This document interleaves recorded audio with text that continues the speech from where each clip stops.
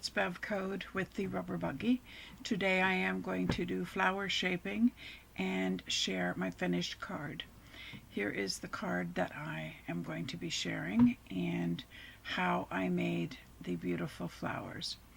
I am using the many shapes and dies from the Heartfelt Creations, and I'm using the foam and shaping board.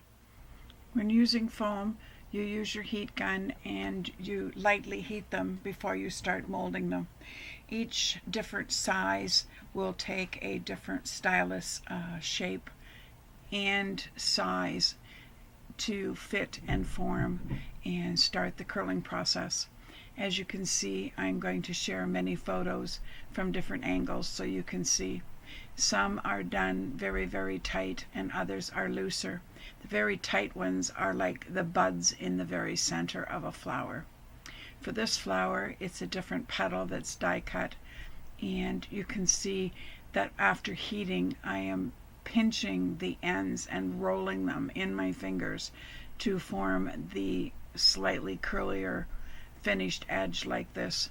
This is what they stick like when you then start to style them. They do soften out and go into an easier and more perfected flower end shaping.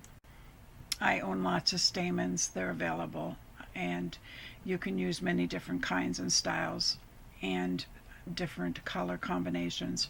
For this one, I am putting them through the center and forming the many layers of the flowers that I am sharing with you. Like I said, I'm sharing some of the different photos that I took so that you can get the different angles and you can see the depth. As you notice, I also die cut the stems and pieces in the green, and I treated them the same with the heat gun and used a stylus for forming. Here the finished flowers are on the card that I was sharing, and I'm just sharing the angle again. There's lots of depth and dimension in these flowers, and they really are so easy to make. I'm sure that you're going to love it.